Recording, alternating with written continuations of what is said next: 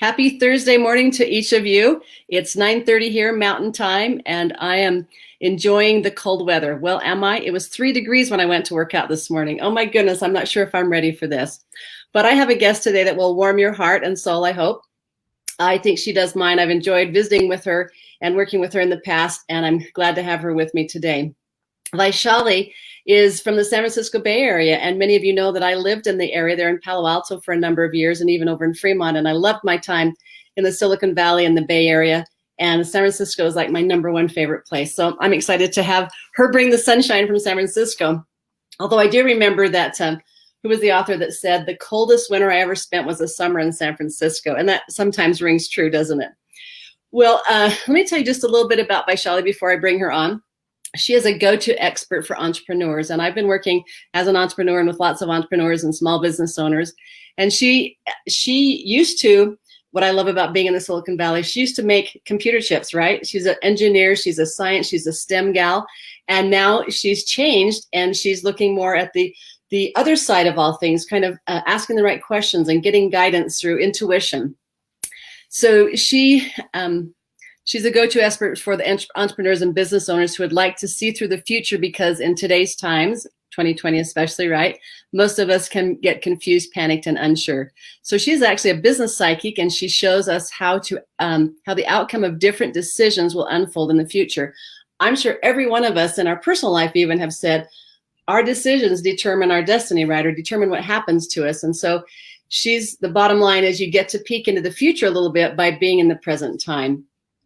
I'm really impressed by the statistic that she once prevented a client from losing an investment of $150,000 in a bad venture, and another client helped them get a $35,000 raise for bidding on a contract. She also has a podcast, and it's called The Uncanny Link, and I'll mention that again at the end, so you might want to check out her podcast, as I will be as well. So I'm going to welcome now to the stage Vaishali. Hello. Hello. Hi. Nice to have you here with us. Yes, it's nice to be here. Thank you so much for that introduction. Yeah, you're welcome. And I'm going to take just a moment like you and share this, if you want to share that on your... I did share it on my Facebook and my business page. So I just hit share from your page. And if anyone else wants to share it, you're welcome to do that. And if any of you join us later, we'd love to have you watch it and even share it then. So tell us what you used to do in the Silicon Valley with computer chips.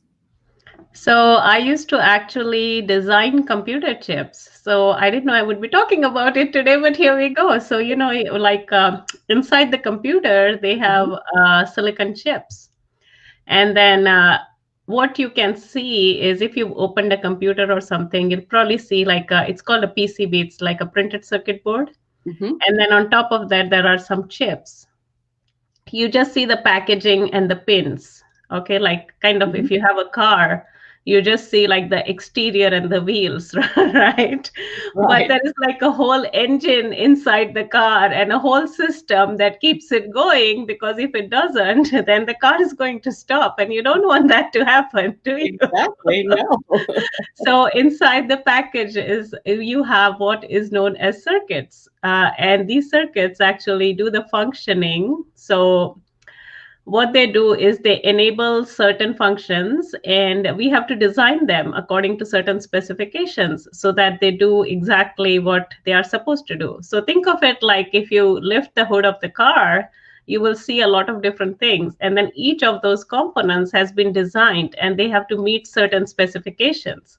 And if they fail for whatever reason, then essentially your car stops. So that's what I used to do. I used to design the circuits inside the chips, and that's what I used to do.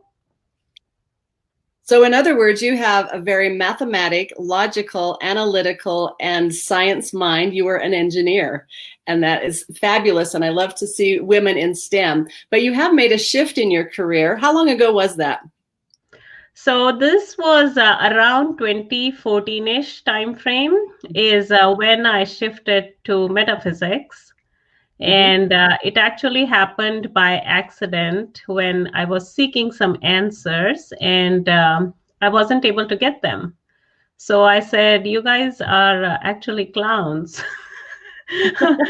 I'll go and learn this myself. And that's how I decided to learn it myself. And I learned it mainly to get my own answers. And then things kind of shifted from there. I started reading people, and then one thing led to another. And then now I'm looking at entrepreneurs and businesses. Great. So you didn't find the help that you needed to get your own answers, and then you went and figured it out because you're a can-do person, right? And you're a thinker, and then you've come up with your own way, and it seems to be quite easy. And a lot of it is centered around asking the right questions. Is that correct? Absolutely. That was one of the first things that struck me when I started doing this work, is that the answer would be only as good as the question is. And I would spend more time with the clients framing the question and getting the question to what it really should be, because the readings would not be correct until the question was correct. So I would spend more time on the questions, and then I would read it like in 1 second, well, maybe a little more than a few seconds, but that's how it went. So Kim is online on Facebook, and she's asking, how did you learn it? So you said that you didn't learn from them, or they didn't have the answers. So would you share with us how you learned it? Yeah, so it was, technically speaking, it was actually an accident. So when I was seeking help, I was going to different psychics. And this was long time back, around 2014. So this may have been like end of 2013, 2014 timeframe. I was just think about it as having fun with something without wanting any result, or more like a playtime kind of a thing, not expecting anything out of it. Mm-hmm. So there was this website, and on this website, there were some video psychics. And essentially the way it works is, this was back then around 2014 timeframe. So it was a one-way video thing. So you could see the psychic, and then you could ask questions, and they would answer via video, but you only had the ability to chat, kind of like what the audience has right now. Mm-hmm. And I went to one such, so that it would be like different rooms. There were different rooms, kind of like how Zoom has different breakout rooms. So it's amazing. This technology was there back then with those sites at least. Yeah. And so I went to this lady's room, and she said that, she would do like one free question for everyone. And, I went and I did my one free question, and I was just hanging out to see like what she was doing and how she was doing it. It was more like intrigue rather than anything else. So she said that, at next week or something, and she gave us a time, I'm going to be teaching a class and show you how to do this. I'm like, really? Oh my God, I mean. So I decided to go to her class. And then when I went to her class, she literally taught, I think she was teaching tarot cards. I don't use tarot cards, but she was teaching tarot cards. And she was very sincere in what she was teaching. So she taught us, like a few cards and what they mean, and how you can interpret them and so on. And then she asked us, like, how would you read this in this particular situation? And then I gave her some answers, and actually she was impressed by my answers too. So then she said, next week you can come back, and then she will continue the class. So I didn't really go next week because for some reason, I didn't find a connection between me and the cards. Mm-hmm. So I said, for whatever reason, I kind of skipped that meeting, and maybe I skipped a meeting or two. And then I decided to go back a few weeks later. And then she was teaching, and she said, oh, you didn't come last week. She said, I started teaching a new kind of system. And this was what is known as Lenormand cards. So they are of Eastern European origin. Depending on whom you ask, it's either French or German. And the name of them again are? It's called Lenormand. Lenormand, okay. Yeah. So it's, yeah. So then she had already taught half of the cards the previous week. And then this week she was teaching the other half. So she said, you didn't come last week, so I'll go over these cards, the first 18 cards in like 5 minutes. So she went over the first 18 cards in 5 minutes. And then the next 18 cards, she taught us about an hour. And that thing kind of stuck with me. And then I decided to study it. And the way I studied it was by experimenting on myself, because I had gone to so many psychics and none of them were able to tell me what was going to happen, because they're supposed to see the future. Mhm. Well, they couldn't see my future. So I said, unless I can predict my own future, then nothing is moving forward. So And I want to say right there that it really is our responsibility, if we want to check in with God, with our Heavenly Father, to know our own, that it's a relationship between. That's my personal belief. And yeah. so you looking on yourself is great. So I said, if we can look like 3 months, 6 months, 9 months in the future, we should also be able to look like 3 weeks, 3 days, 3 hours into the future. Mm-hmm. And that was something which my scientific mind kind of liked, which is like, I can just spend an hour and verify things. And if they don't work in an hour, then it doesn't matter. I don't need to test it for so long. I don't need to wait like 10 days or 15 days to see how things work. So I decided to experiment in the interval of like an hour or so. So I got distracted by the comment. So what I would do is I would go to the gym, and before going to the gym, I would do a reading for what's going to happen in the gym. And then when I would come back, then I would verify whether or not that reading played out. Mm-hmm. And I did that like 2-3 days in a row. And all the 3 days, the readings actually played out according to my predictions. And you have to understand that I was like a naive little person who didn't know much, who was just playing and experimenting. And I'm like, oh my God, how can this even be true? Like, I'm predicting my own future. How is that even possible? It means almost that I'm time traveling, or I'm seeing through time. So the following day, what I decided is, I was going to break that pattern. I was going to disrupt my own future. And what I was going to do is I would have like this routine that I would either go on the treadmill or the Stairmaster on my cardio days. And I said, if the reading is going to show me Stairmaster, then I will do the running. And if the reading shows the running, then I will do the Stairmaster. Mm-hmm. So that I'm right and the reading is wrong. So you're testing it. Yeah, I wanted to be right more than anything. So at that time, what the reading showed completely floored me. It said that no matter what I did, I would be right, and so would the reading. Mm-hmm. Did you want to take a shot at what it could have been? Yeah. What do you think it was? Unless you heard my video with Carol. I don't know. Okay, so it showed a woman at crossroads, which means that no matter which way I went, both of us would be right. Gotcha. So that day, there was like a switch in my brain that flipped, like the left brain to right brain switch. I don't know which switch, but there was a switch that flipped. And I said, okay, there is some substance to this. I need to study it. So then I started studying it, mainly by experimenting on myself. And then I started reading myself, predicting for myself. And then I started reading other people. And then, I just kind of started honing my skills like that. Okay. Now, there are a couple of follow-up questions here, Vaishali, and thank you for explaining that. What are your insights into doing it today? And the second question is, do you have any insights into business and what is happening in our current system? Wow, those are loaded questions. Can you do that? Okay. My tiny little brain only it can only handle one at a time. What's the first question? First one is, what are your insights into it now? So you're talking about how you learned it, and now it's been since 2014. What are your insights today? Let's start there. That's a very broad and a general question. What exactly is she trying to find out? Like, it's a general question, you get a general answer. That's like the main thing, that you have to be very specific on what you are trying to find out. Like, let's say, for instance, you ask, hey, will my launch be successful? That's a great question, but it's not really a good question for a reading, because success can mean a lot of different things for different people.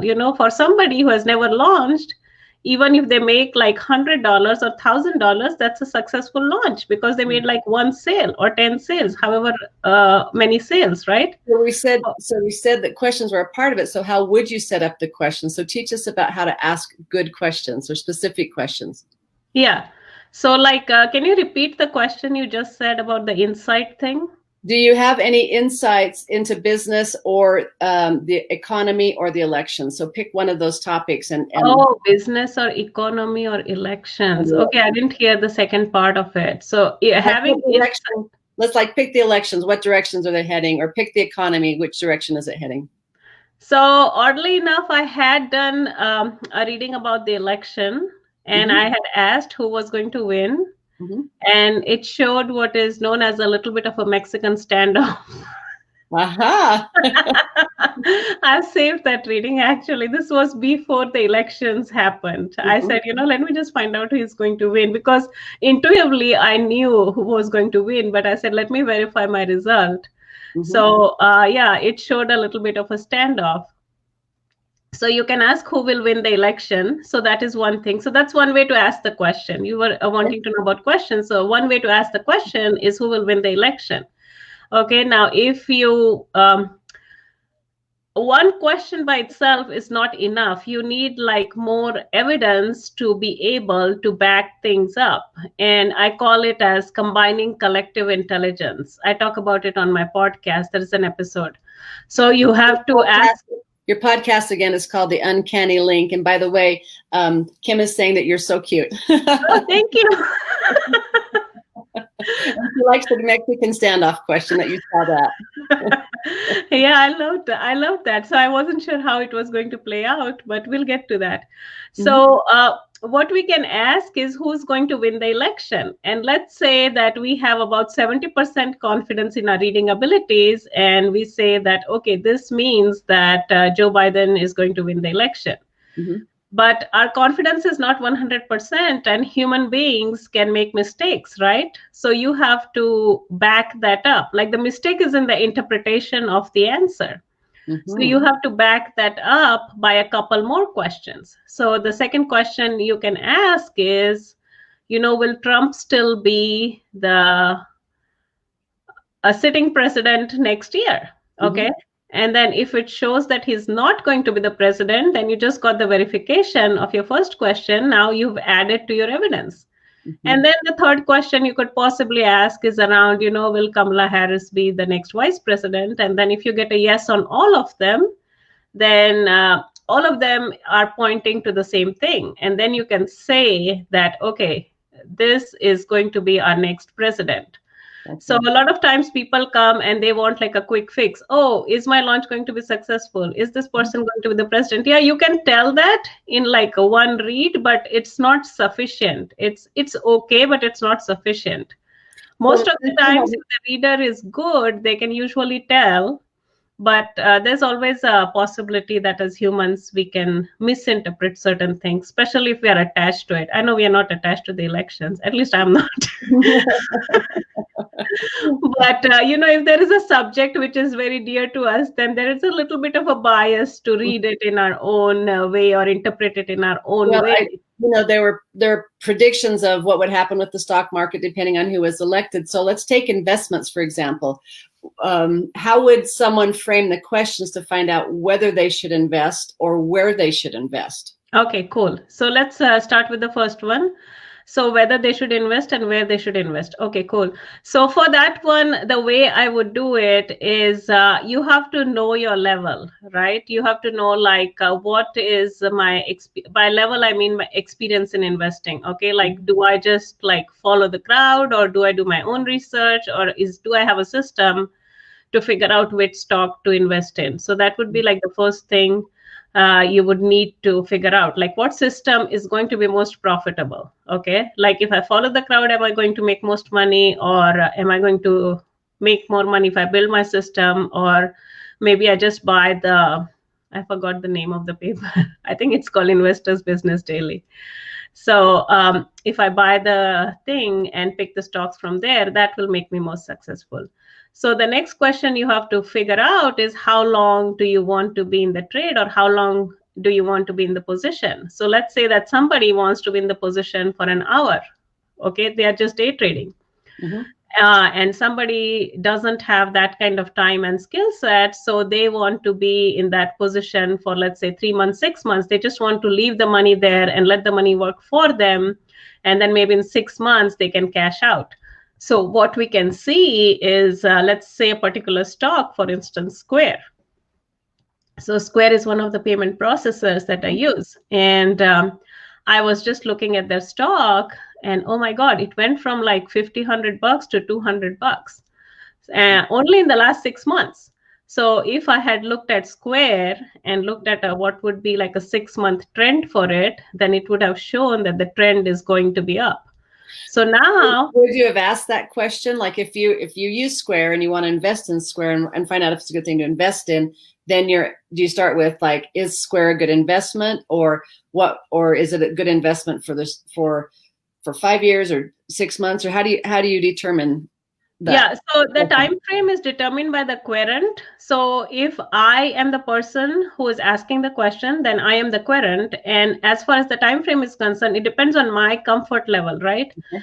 Do I feel comfortable investing for 6 months, or am I comfortable leaving my money there for 5 years? So I would put a time frame on it myself, and I would say that, hey, is this going to be profitable for the next 6 months?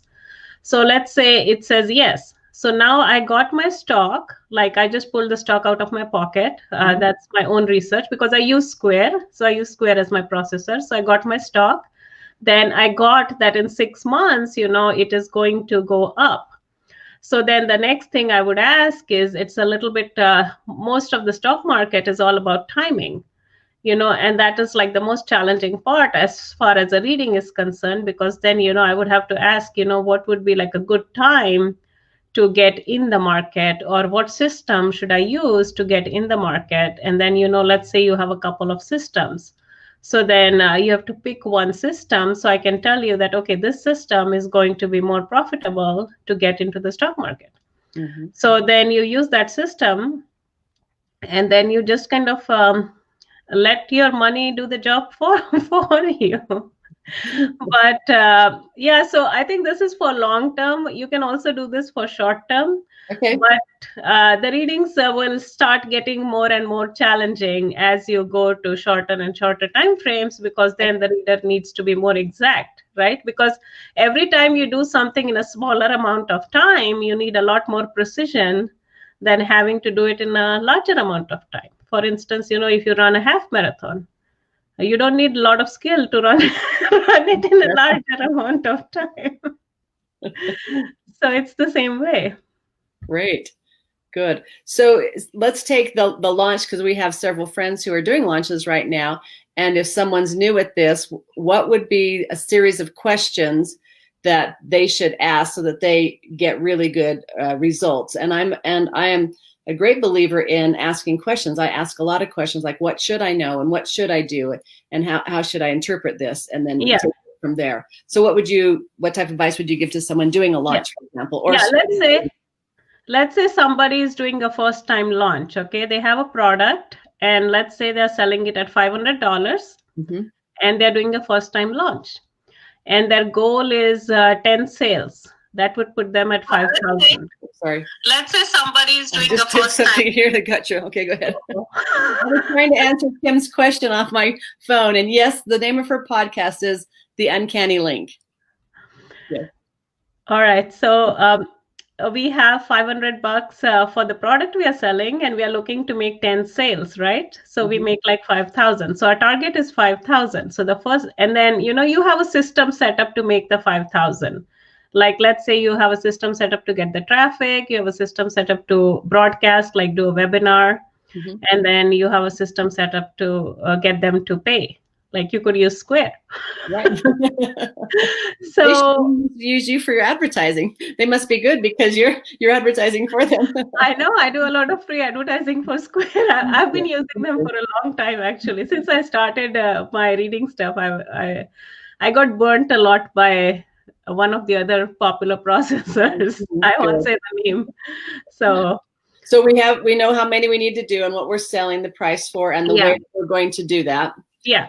Now So what? then I would take a look at the reading and I would see that are you going to meet your launch goal of 5,000? So you either want 5,000 or you want more, right? The only Yeah. thing you don't want is less.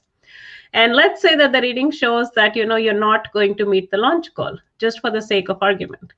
So now, since your goal is 5,000 and you're not going to meet it, this I will ask a corrective question. Like what is like why am I not meeting that goal? Oh, okay.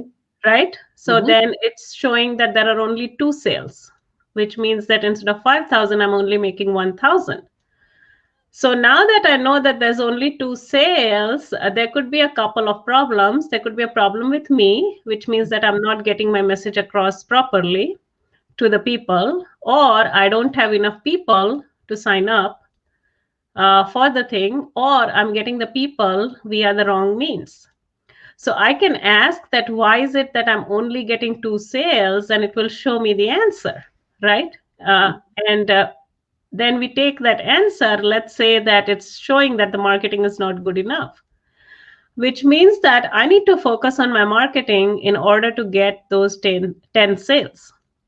So then I will say that, okay, so I'm marketing by doing Facebook Lives, I'm marketing by doing podcasts, I'm marketing by doing, pick something else, Facebook ads. Yeah. Hmm. Okay. And then let's say each of the three strategies you're spending $1,000 on each. Well, that won't work. So let's say you're spending $500 on each strategy. Okay, let's say you are paying someone $500 to be on some paid podcasts, and you're doing some Facebook ads for 500 and something else for 500. I know I said Facebook Lives, but we'll That swap doesn't that work with for some other paid source for 500. Right. Okay, and then you'll find that like all these sources that you're using to get the clients, they are not effective, which means that either you need to spend more money because your sources are not effective, or that you need to change your strategy, right? Like the strategies you have are not working. So let's say that the reading shows that the sources are not effective, which means that your strategy needs change. So then we can find out what strategy is going to get me the result.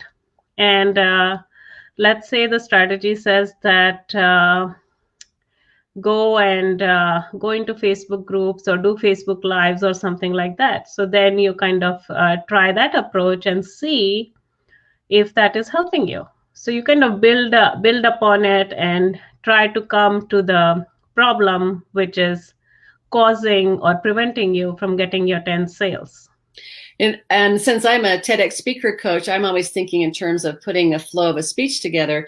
And we were talking about the flow of a launch. And so when a speaker, I'm saying, what can you do to make your introduction more impactful? Or can you think of a better way to make it sticky? You're kind of saying, look at the whole thing of the launch, everything that goes into it, and then ask, what do I need to, where should I strengthen it? Or where is the hole? Or what am I missing? Is that what you're trying to say then? Yeah, so essentially find the weakest link in the chain, because that's really what's breaking it, right? So once you find the weakest link in the chain, you fix that, and then there are two critical points, right? One is the point of entry and one is the point of exit. So if you're not getting enough people, you need to fix that. That would be one thing. And then if you're getting people and they go all the way to the end and they're not signing up, then you've just wasted a lot of time and resources for nothing, right? So invest the time now, like lay it out. If it's all in your head, it doesn't ever work. We need to lay it out so we can see it, and then check in with each of those stages and see, where is the weak link, so to speak, and what do we need to shore up instead? Is that what you're saying? Absolutely, yes. Good. Well, that's good. The most expensive weak link is the one which happens at the end, because you've done all the work to get the clients or potential clients all the way to the end, and then they're falling off. Oh my God, that hurts. Yeah. So how do you shore that up? Well, you have to look at the reading and see what the reading shows. Is it going to convert? Is it not going to convert? Or what is preventing them from not converting? Will this convert or will this not convert? And if this will not convert, what do I need to do to get it to convert? To fix it, yes. Fix it. Okay, great. Well, you also have an offer that you have for someone today. It says sign up for the giveaway today. How do they sign up for that?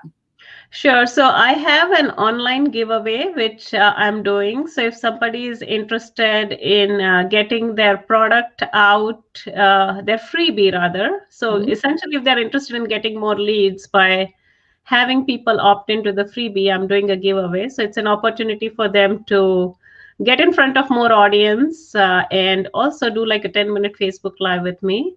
Okay. The way to enter it is, believe it or not, by sending me a private message on Facebook, Okay, great. and I will share the link with them.